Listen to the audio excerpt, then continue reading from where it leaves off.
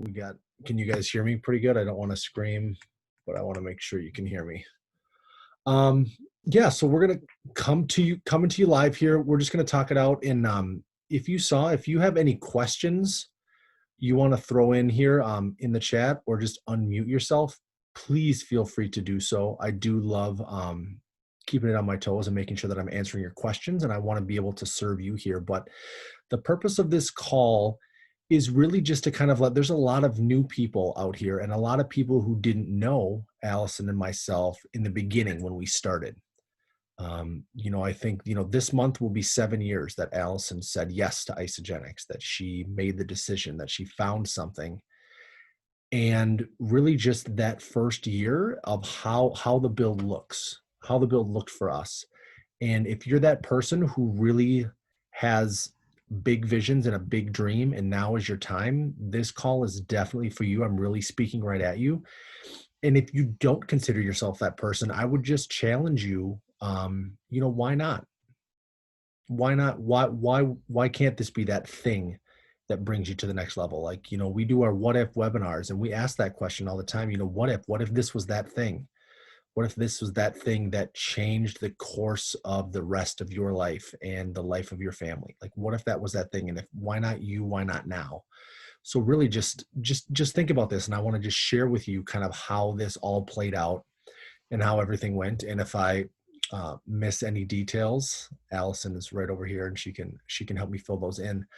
But really, it looked like 7 years ago today, Allison just being exhausted, just being tired, just being done and being stuck and not really knowing what to do, not having anywhere to go. And if you know Allison at all, being resigned to something isn't a feeling that sits with her very well. She's going to come up with a way to make it better, and she's going to find something. And she found Isogenics. And when she found it, she came back to talk to me about it, and she was on fire. And a lot of you have heard her story, but from my point of view, when she came home and she had that fire in her, this was going to be the thing. And I didn't really get it at first. I didn't think it was going to be my thing or something for me, but I knew it was something for her. I could see in her eyes because she treated this like the thing that was going to free her. This was the answer to her prayers when she cried herself to sleep at night because she had to go to work Sunday night.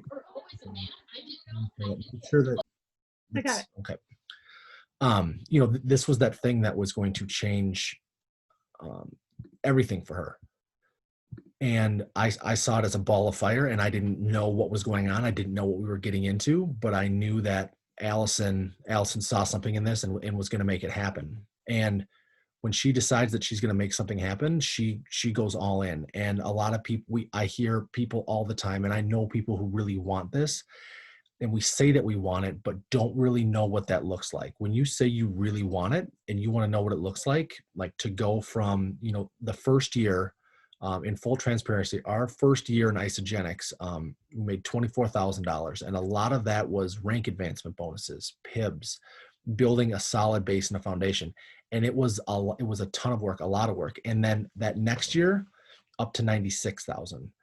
And that's when you start seeing residual income because of all of this work that you're putting in and growing these seeds and watering these seeds and weeding the beds and just putting in all of the work and all of the time and really cultivating this. But what does that really look like? We say, oh, do the reach outs, make sure you're doing your social, like, what does it really look like? Like, what are some concrete examples? And I'm just hoping to share with you some nuggets. And again, if you have any questions, pop them in the chat, because if you have any questions, I will give you the answers. But really just letting you know, like, what that looks like and what does it mean to be all in. And for Allison and for us and what we see people who are all in, when you're all in, you burn the boats. Like, there is no other way. You can't physically put your head down at night unless you've moved your business forward every single day. There is no Labor Day where you take a day off. It would be, okay, explain burn the boats. Sure, Barbie. I want to say that was Ponce de Leon. I'm not really sure on my explorers, but really, I think it was when they had sailed from France, Italy, something. What's that? What does it mean? What does it mean? Yeah, well, I'm sharing exactly what it means. It was an explorer who came across from Europe and was exploring South America. And he was going to find the lost city of gold, El Dorado. And what he did, so his men would not, there's no safety net. He literally landed there and burned all their boats. Cortez, thank you, Gretchen. Cortez literally burned their boats. So nobody was going home. Like, we were going to figure this out. And, come hell or high water, we're going to get to where we need to go. We're going to make this work because there is no second option. There is no other way that you can get around this. Like, this is just what's going to happen. And we're going to have to figure this out along the way. And it's going to be messy and it's going to be crazy, but that's just what we're going to do. So really, when you're all in and you're burning the boats, like, there is not a second, for example, in Allison's calendar, like if we're talking time management pieces, there was nothing, literally nothing in her calendar. And this is before Google Calendar was really like super cool and everybody used it. Like, it was literally the paper calendar that had the whole month, and then it was weeks, and then it was days, like all the thing. Nothing that was on that calendar was unintentional. Like, everything, every minute on that calendar had a purpose, whether the purpose was her job, her corporate job at Target. If it was a happy hour, there was an intentional purpose around that happy hour. It wasn't just going out to get blitzed. It was, she was inviting or intending to connect with certain people at that happy hour. If it was a lunch meeting with someone, there was an intentional reason around that lunch meeting. That lunch meeting, isogenics was going to come up in that lunch meeting every time, no matter what. And it was going to be, sometimes it would be, who do you know? Sometimes it would be a direct ask, depending on the person. But every lunch meeting, every happy hour, every time the kids are in bed, it was 2 to 3 hours a night. 2 to 3 hours a night, literally, of reaching out to people, following up with people, asking for referrals with people. And some of it was, some of it was some social media. There's a social media component to it. But Allison's plan was not, I'm going to get my social media, I'm going to post on social media every day and people are going to find me. Like, no, social media is a piece of the pie. The piece of Allison's work pie, her isogenics work pie is like this, and social media is a little sliver of that pie, but that's just her branding, her kind of storefront. So people, after she's asking them, can check out what she's doing, and she can get her in, get those people in kind of her funnel, in her net. So they're going to be curious and asking questions and really seeing what's going on. But a lot of this was direct reach outs and one-on-ones. And to be quite honest, like, there was no such thing as a chicken list. Like, if you're burning the boats, chicken lists don't exist. Everybody is on your list, and everybody's on the table. There are no people who, oh, this probably wouldn't be good for them, or, oh, I don't think I can talk to this person. Like, absolutely not. Like, this is going to be the thing that frees you from the job, from the place in your life that you don't want to be anymore, and gets you to that place that your vision. When we talk about your why and where you want to go, like, these people on your chicken list are standing in your way.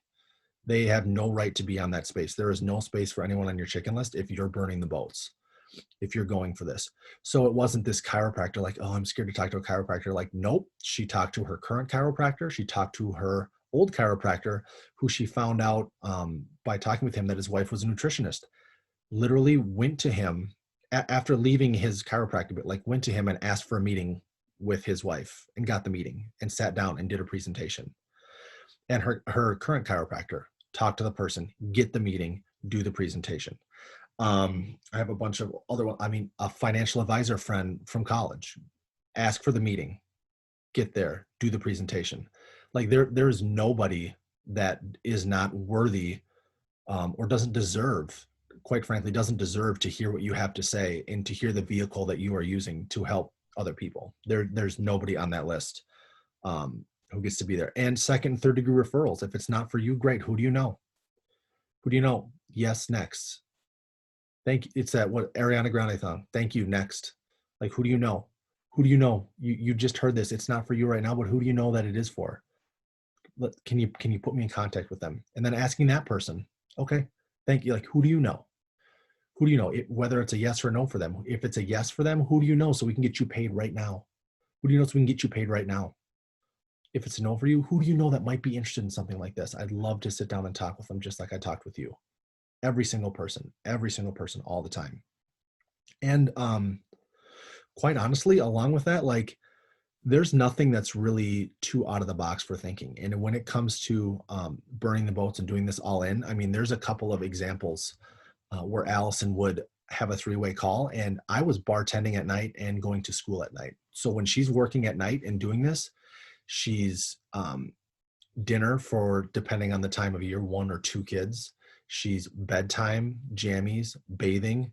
Then they're in bed. Then instead of putting her feet up and getting that glass of red wine and watching E! News to see what's going on with the Kardashians or watching The Bachelor, like, nope, she's on her computer and she's not scrolling for no reason. She's on her phone. She's not scrolling for no reason. She has a purpose.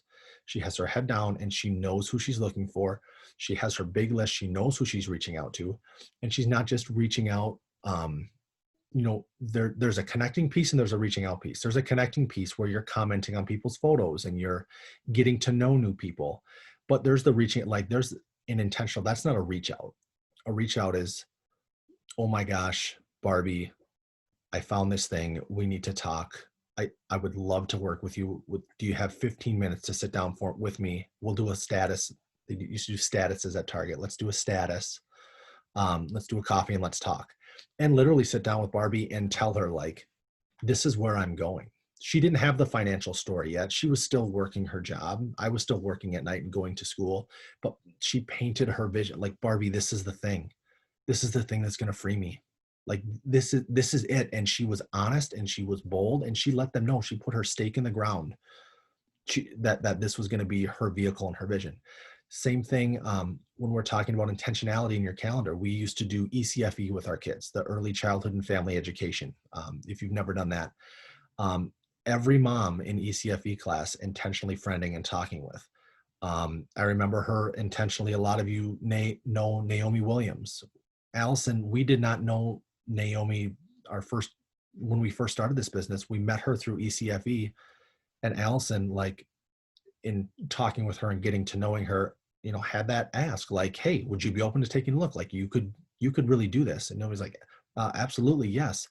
Without having that intentional time going to class in order to meet mothers who are in the same place as she was, without that intentional ask to take a look, not only would we not have found Naomi, but Naomi would not have run herself all the way to executive, and Naomi is still cycling to this day. Like, that's a life that was changed because of the intentionality, the no chicken list, the no, I'm going to wait. I got to know her for longer before I talk to her about this. Like, she's not going to be interested in this. She has a corporate job. Like, this is not her thing. Like, no, nobody's off the table. Like, and I have a whole whiteboard of these examples that we were thinking about. But again, when it comes to thinking out of the box. So here's a story. A cousin of mine and his then girlfriend were interested in the business, and they lived in Chicago. This is when I was still working and going to school, and we had our Kennedy and Caitlin, our second daughter, who was 1 month old. And there was a Super Saturday in Chicago. Allison went with Kate, our 1 month old, put her in the car, drove to Chicago to take them to Super Saturday. Sat there at Super Saturday with a 1 month old. Like, these people were interested in the business and they lived in Chicago, and she was going to figure out a way to get there. I couldn't be there because I had to work and I had school, but she figured it out. Like, these are the kind of put your head down, don't take no for an answer, find a way to get the job done, things that Allison did. And these are sacrifices. Like, I say these things and I rattle them off. These were not easy decisions. It's not just easy to do that. And really a big piece of that was communicating with me and talking with me, and me understanding what her goals were, and us being aligned and on the same, like, this is what you want to do. And if this is what it's going to take and this is where we're going to go, then we're all in. And really being very clear, communicating that to me, and then having very clear understandings and rules. Like, this is what it's going to take. I'm going to go to Chicago. Okay. We'll figure out the kid stuff later. Like, you're good with Kate. Okay, great. Like, really, it comes down to, having constant communication, like I say, with your home team, which are the people who are around you now. Like, that's your friends, that's your family, like letting them know what your goal is and what you're going to need going forward, and setting the expectations, but also having small goals along the way, and then celebrating some of those goals. If you're running for a goal in the next 30 days or the next 60 days, really like come up with a reward system for you and your people, because there's a lot of sacrifice that it takes to get there. Like this is not something that can't be done without intentionality and sacrifice if you really want to run and do this. And we have found, and I know a lot of people on this call and who have been in this business for a while will tell you, the business is a lot easier when you go fast. When you put your head down and you run and you find that goal and you're just going to go, it's otherwise the slower you go, a lot of times the harder it feels, as opposed to putting your head down for a short sprint and then picking it up, taking a breath, reward yourself for the work that you did, and then sprinting again and doing those sprints in that movement. Also ask for help and say thank you for the people who are helping you along the way. I know it meant a lot when Allison was doing these things, and I had to do, when we were home, we used to try to do date nights. When this sprint was going on, date nights looked a lot different. Date nights were more me folding extra laundry, doing extra cleaning while she was doing a three-way call, and then me honestly asking about it, like, how is it going? How was your day? Would you like a foot rub? Like, those little things make the biggest difference because of the ups and downs that we ride in this business. And if you've been in this business for any period of time, you know the ups and downs, and you've ridden the ups and downs. There's the high highs, and then there's what feels like the low lows. But I don't want to say the harder, the more consistent you're pushing through and the more consistent you are with your actions and your words, the higher those lows are. As the roller coaster goes and you hit your low, it's going to be higher and higher. They still happen. We still have bad days. We still have rough patches, but when I think back to that first early build, like those were some hard times, but they were so worth it, you guys. Like, it was so, you hear all the time, like, choose your hard. Like, we can always choose our hard. There's very few things in this life that are easy, and that are worth it. And really, I would choose that hard 10 out of 10 times again, because the juice is worth the squeeze at the end. The effort that you put in, if you really have that big goal, if you really see yourself doing something with this, doing something big and extraordinary, meaning out of the ordinary, like, the juice is worth the squeeze. I want you to know, but the squeeze is hard. You also have your ISA family. You have your staying in contact with your home team, and you have your ISA family. Stay in contact with those people too. The new people you bring in, the people who say, I want this, and maybe they enroll a couple people and you think they got it. It takes a long time to get this business. Like, everybody needs people to run with, walk with, jog with. And just because somebody's walking right now doesn't mean they're not going to be ready to run in a month and a half. Like, just because somebody's running right now doesn't mean they're going to be running for the rest of their lives. Like, life happens and things happen in this business, and people want to know that they can count on you wherever they're at. That's why I hope you all know that, we talk about crockpot leadership and a crockpot business. Like, wherever you're at in this business, if you're just walking right now, we're here to walk with you. We're here for you. And if you want to walk for the next 10 years, great, because we're going to be here. I'm going to be here 10, 20, 30, 40, 50 years from now. It doesn't matter. If you want to run right now, great. I got my running shoes on. Like, let's go.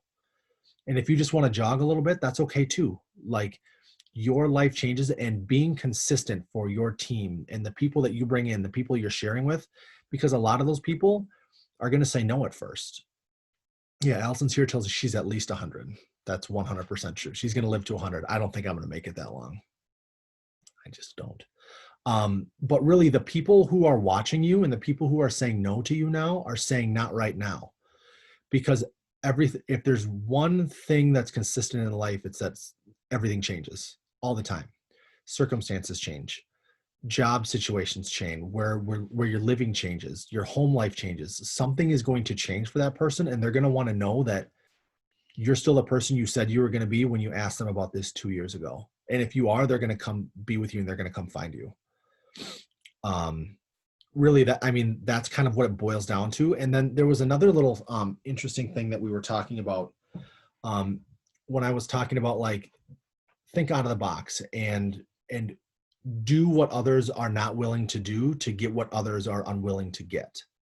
And we were talking about out of, like, events. And I know it's a little bit different right now with things being virtual and whatnot, but Allison's first month, I had to write these down because there's a lot of events.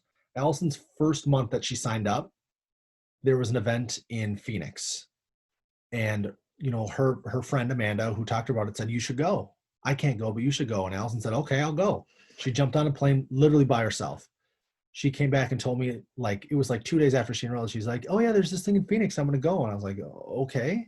Like I said, I was going to be supportive. And if this is what you need to do to really do this right, go. So she went to Phoenix by herself month one.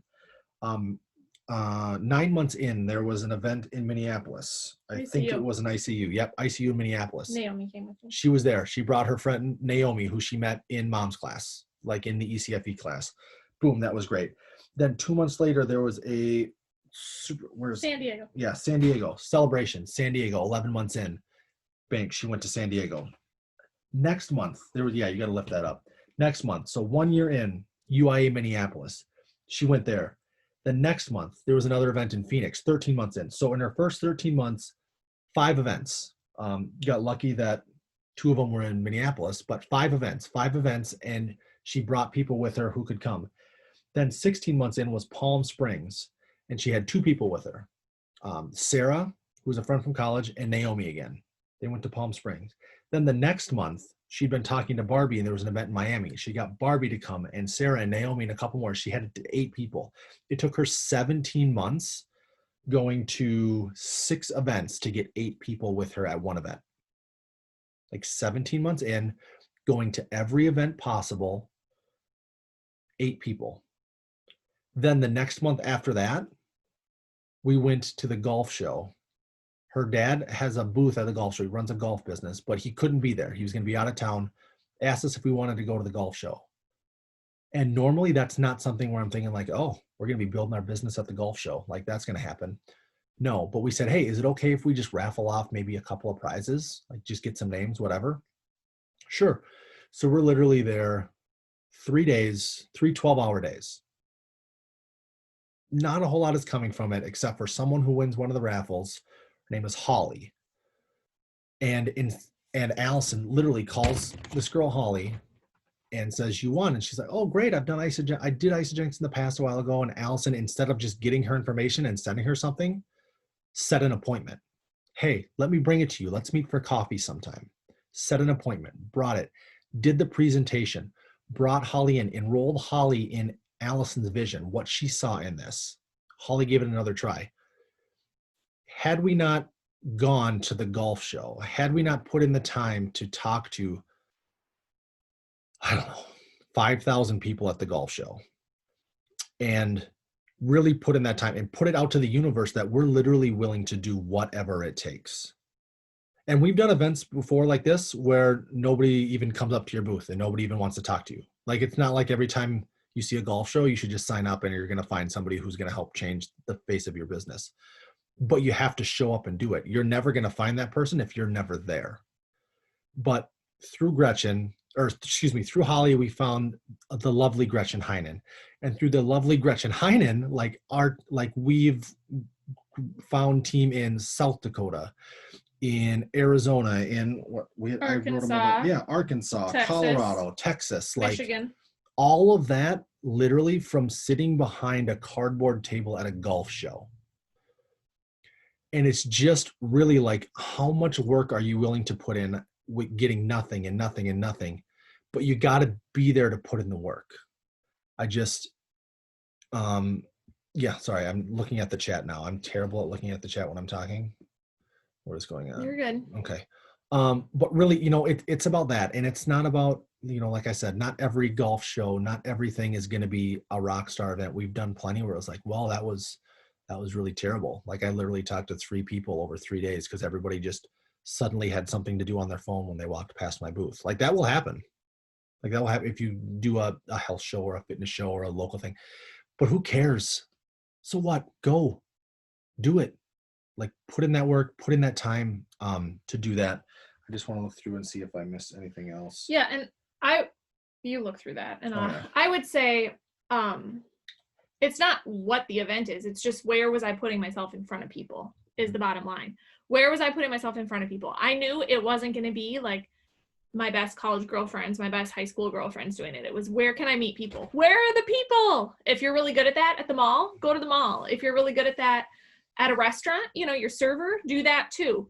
It's all of it, right? I did these young professionals of the Twin Cities speed networking events at like 7 a.m. I mean, I got up before Target, went 7 a.m. speed networking, and I did enroll a girl from there. And I remember thinking, you know, if nothing else comes out of this, I will be practicing my story. It's like speed dating, person after person after person after person. I mean, I was like 4 months in, and I was like, I'm just gonna do it, you know. Right. Same with there was a sorority event at my college.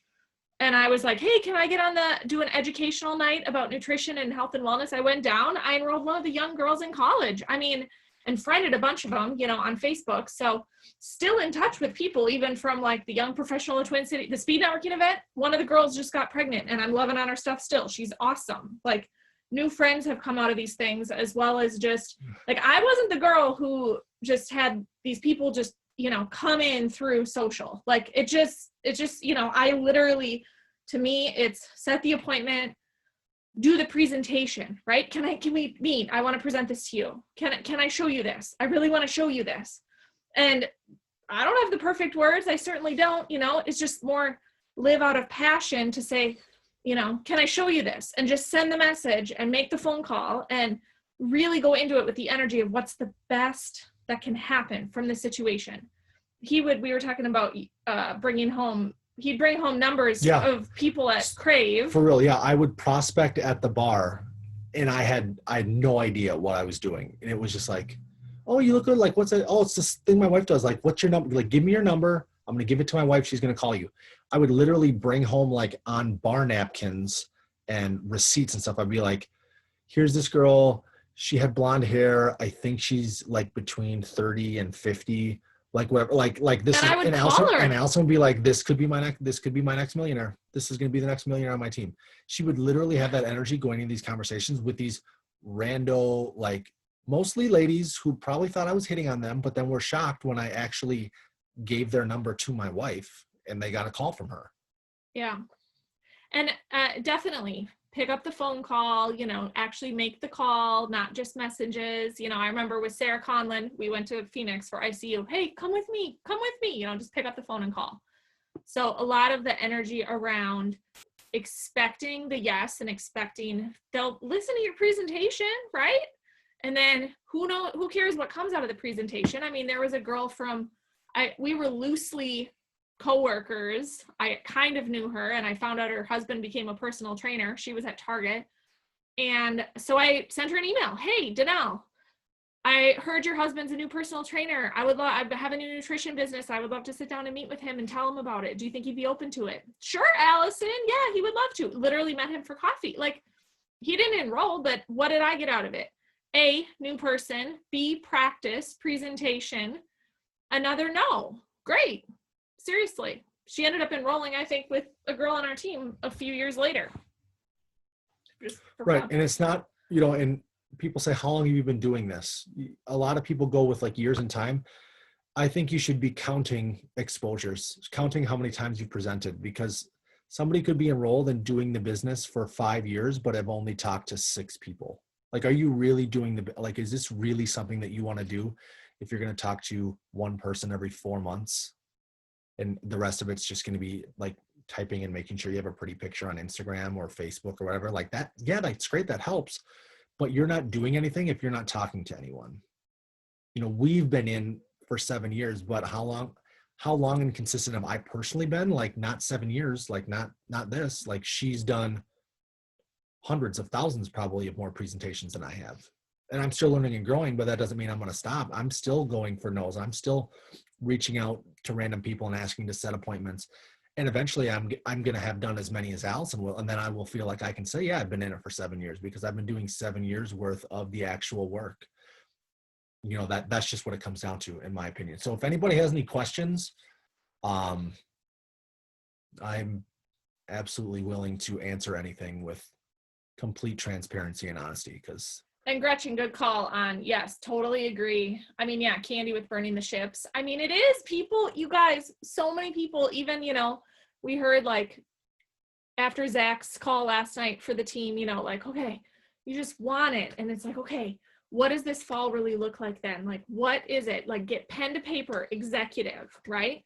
5 consultants on the left, 5 on the right. We're not going to wish our way to executive. Concretely put it down, you know? And then I love, Gretchen, what you said about, you know, chatting with Corey and Danny, like, why would you ever quit? You know, especially once you're cycling 1 time a week, your products are fully paid for, full groceries, amazing health benefits for the rest of your life for free, right? And then you can take it and grow from there. So I totally love that you said that as well. You know, and a lot of people think like, you know, the new year's the time when everything's going to really get going. Like there's school going on right now. Like as you prepare for, you know, Q4, fourth quarter, end of the year, in the business, in our industry, specifically with Isogenics, I believe I've heard the stat that 60% of your enrollments will come in Q1. So really the work that you're putting in right now, the conversations you're having, the people that you're getting to take a look, the people who are open to maybe getting their products paid for, getting just a pib or two so they can, you know, help with Christmas shopping or whatever, or the people who really want to do something, the work you're putting in now is going to give you that team that you're going to run into Q1 with, and you're really going to set the world on fire if that's what you want to do. So this is not the time to kind of coast where you got, oh, you know, school's starting right now. And then, well, Thanksgiving comes up, you know, that's in, you know, November, and I'm not going to do anything the week of Halloween because I'm going to be eating a bunch of candy. And then, you know, you got Christmas in December. So really, you know, and after New Year's, like January 6th, I'm really going to, you know, put the pedal to the metal. Like that's great if that's what you want to do. But if you have big visions for this, and if you want to really change what 2021 is going to look like for you, this is the time where you're planting seeds and you're finding that group of people who's going to hit that New Year's with you running, and who's going to hit the ground and who's going to be on fire and balls to the wall, and they don't even care. They're burning their ships in January. Find those people, recruit them to your ships right now, so that when you burn them in January, they're with you for that long haul, you know, to go. Awesome. That's all I got. Yeah. 9:34. I went good long. Messages. Good That's stuff. terrible. I went long. Sorry, guys. All right, everybody. Wonderful. Well, so wonderful to see you, everybody. If you have kids who are starting school coming up this week, good luck with that. If you decide that you're gonna burn the ships, let us know. Reach out. Just put it in your business group. Just hashtag burning the ships. I want to see who's ready to go. Jake a message. Send me a message. Great. I'll burn the ships with you. All right, everybody, have a wonderful night. Thank you so much. All right, bye.